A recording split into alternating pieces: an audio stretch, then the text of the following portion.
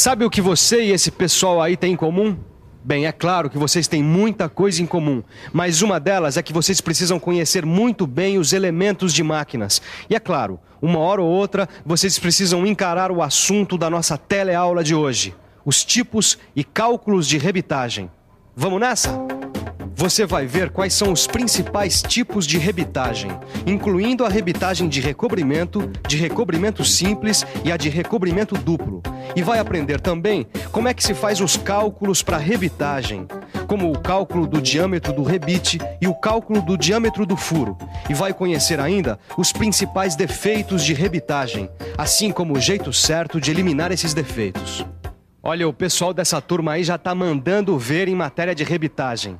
Tem muita gente aí matando a pau os defeitos, fazendo direitinho os cálculos e dominando os tipos de rebitagem. E se você acompanhar bem a nossa teleaula de hoje, vai ter muito mais coisas em comum com essa turma aí.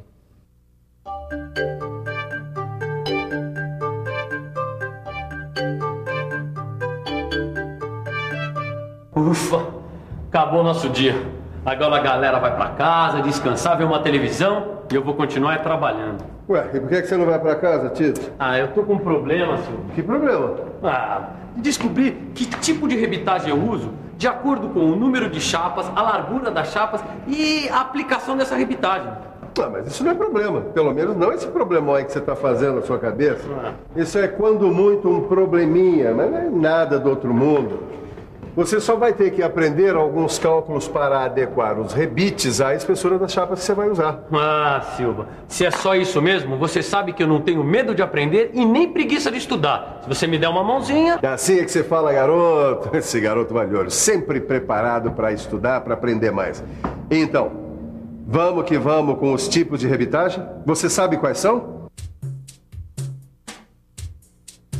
Bom, os tipos de rebitagem existem em função da largura das chapas que vão ser rebitadas. Só em função da largura? Não, em função do esforço que as chapas vão ser submetidas também.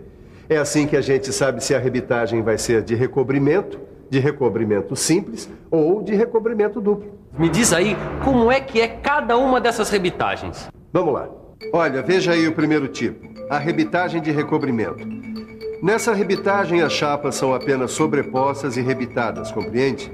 A rebitagem de recobrimento serve para suportar esforços e é muito usada na fabricação de vigas e de estruturas metálicas. Agora, o segundo tipo, a rebitagem de recobrimento simples. Nela, as chapas são sobrepostas e sobre elas se estende uma outra chapa para cobrir. Esse tipo a gente usa quando precisa suportar esforços, permitindo uma vedação perfeita. Por isso, a rebitagem de recobrimento simples é muito usada na construção de caldeiras a vapor e recipientes de ar comprimido. E tá aí o terceiro tipo, a rebitagem de recobrimento duplo. Aqui as chapas são sobrepostas e envolvidas por duas outras chapas que recobrem os dois lados. A rebitagem de recobrimento duplo é usada para garantir uma vedação perfeita. O pessoal que produz chaminés ou lampiões usa muito esse tipo de rebitagem. Então, Tito, conseguiu compreender os três tipos de rebitagem? Olha, compreendeu, eu compreendi. Só que eu ainda tenho uma dúvida. Me diz qual é? Quantos rebites a gente coloca? Quer dizer assim, como é que eu sei o número de rebites que eu preciso para unir as chapas? Pergunta inteligente. Bom, nesse caso, a gente vai depender da largura das chapas que recobrem a junta. Aí, então, a gente vai precisar de uma, duas ou mais fileiras de rebite. Deixa eu te mostrar uma coisa que eu tenho aqui. Olha, aqui vai uma coluna de rebites. Aqui vão duas colunas com os rebites distribuídos alternadamente. Aqui nessa outra vão 4 colunas. Né? Se nós formos ver de perfil, fica assim, ó. Tá legal. Mas como é que a gente distribui os rebites aí? Quantos rebites a gente põe? Nesse caso, a gente tem que saber o comprimento da chapa. Depois, a distância entre a borda e o rebite mais próximo. Tem que saber também o diâmetro do rebite. É claro, e o passo. O passo? É, o passo. Tá por dentro? O passo é a distância entre os eixos dos rebites de uma mesma fila. Ele não pode ser muito grande, porque senão pode empenar as chapas. No caso de junções que precisam de boa vedação, o passo deve ser equivalente a 2,5 vezes ou 3 o diâmetro do corpo do rebite. Tá vendo? Agora faltou ver isso aqui. A distância do rebite para a borda da chapa. Essa distância deve ser igual a pelo menos 1,5 vezes o diâmetro dos rebites que estão mais próximos da borda. Agora, como você já deve ter percebido, a distribuição dos rebites requer um cálculo. Esse cálculo é feito por projetistas que vão levar em conta qual é a finalidade da rebitagem, ou seja, para que ela vai servir, qual é o esforço que as chapas vão sofrer durante o uso e outras cocitas mais. Só que nessa história toda, tem uma pulga que deve ter ficado atrás da sua orelha. Professor, afinal de contas, quem é que precisa saber fazer todos esses cálculos para a rebitagem? Olha, o mecânico normalmente ele já recebe esses cálculos prontos junto com o projeto. Mas no caso do aluno que está fazendo uma aprendizagem, ele precisa aprender a fazer esses cálculos para ter um conhecimento total do processo de rebitagem. Tá vendo só? Então preste atenção, porque agora você vai aprender a fazer os cálculos para a rebitagem.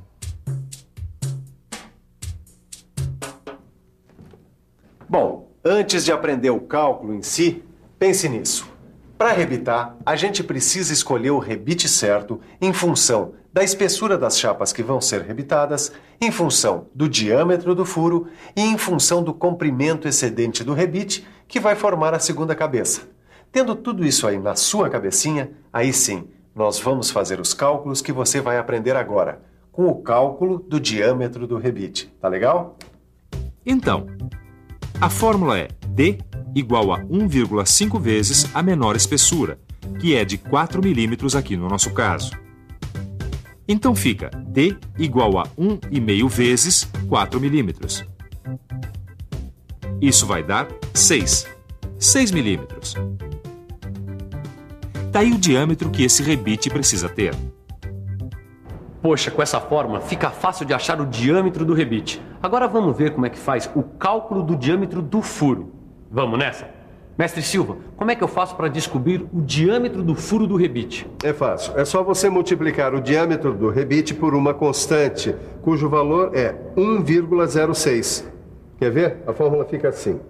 O diâmetro do furo, que a gente representa com o D minúsculo junto ao F maiúsculo, é igual ao diâmetro do rebite, que a gente representa com o mesmo D com um R maiúsculo vezes 1,06, que é a constante, o valor pré-determinado.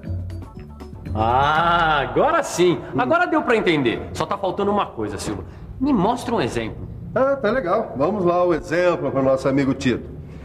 A nossa fórmula vai ficar assim: diâmetro do furo igual a diâmetro do rebite vezes 1,06. Então vamos supor que o diâmetro do rebite é 6,35. Fica diâmetro do furo igual a 6,35 vezes 1,06. E isso vai dar... Peraí, deixa a gente fazer na calculadora que fica mais fácil. 6,35 vezes 1,06. Isso dá 6,73. Bateu. Pois então, o diâmetro do furo deve ser de 6,73 milímetros. Entendeu, seu Tito? Perfeitamente. Agora, só falta a gente saber um cálculo de rebitagem. O cálculo do comprimento útil do rebite. Vamos nessa? Agora eu vou mostrar como é que se calcula o comprimento útil do rebite. Presta atenção que lá vai a fórmula. O comprimento útil do rebite a gente representa com um L maiúsculo. Ele é igual a Y, que é uma constante determinada pelo formato da cabeça do rebite, vezes D, que é o diâmetro do rebite, mais S, que é a soma das espessuras das chapas. Sacou? Essa constante Y que você viu aí, ela varia. Ela vale 1,5 para rebites de cabeça redonda e 1 para rebites de cabeça chata. Mas deixa eu te mostrar como é que fica visualmente essa relação que você acabou de ver com a fórmula do cálculo do comprimento do rebite. No caso dos rebites de cabeça redonda e cilíndrica, quando o valor da constante Y é igual a 1,5, ela deve ser multiplicada pelo diâmetro do rebite e somada pela adição das espessuras das chapas, como você vê aí.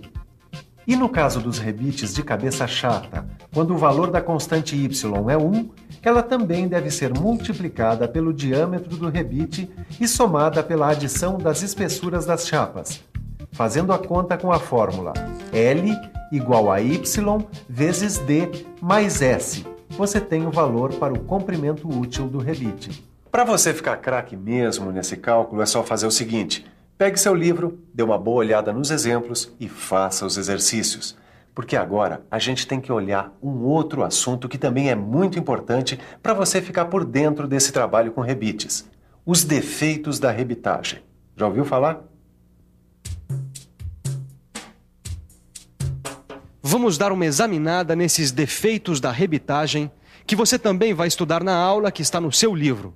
Lá você vai aprender que, por menores que sejam esses defeitos, eles enfraquecem a união que o rebite deveria fazer entre as chapas. Por mais perfeita que seja a rebitagem, sempre acontece algum defeitinho, como furos fora do eixo, que formam esse degrauzinho, o que diminui a resistência do corpo. Ou chapas mal encostadas, com o rebite ficando no vão delas, o que também diminui a resistência do corpo.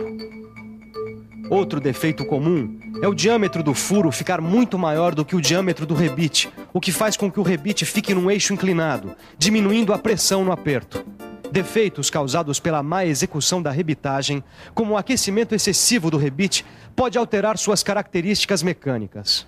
Mas existem ainda outros defeitos, como a rebitagem descentralizada, que deixa a segunda cabeça do rebite fora do eixo, o mau uso das ferramentas, que deixa a cabeça rebatida do jeito errado, com rachaduras e rebarbas, ou ainda o corpo muito pequeno do rebite em relação à espessura da chapa.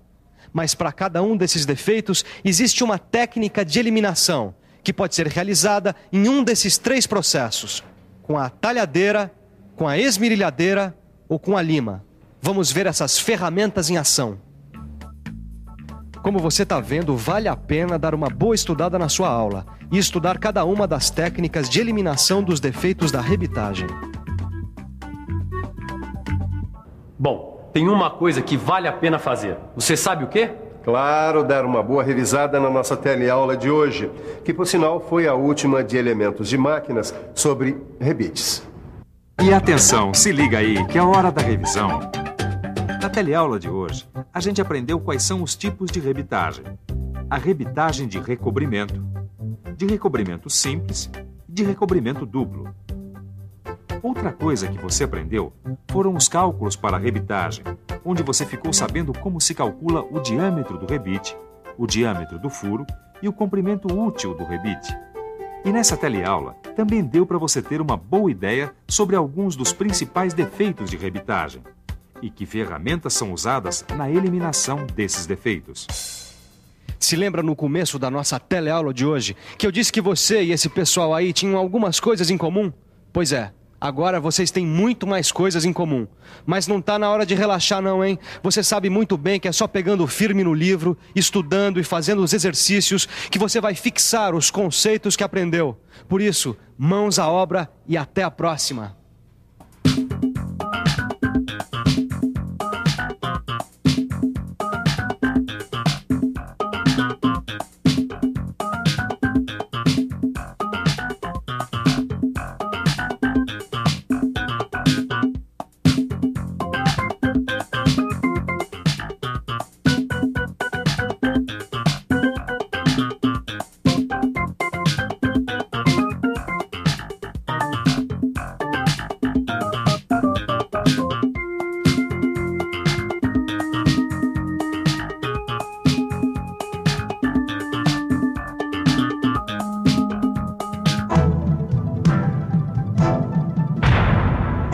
Telecurso 2000, um programa de educação do Sistema Fiesp e da Fundação Roberto Marinho.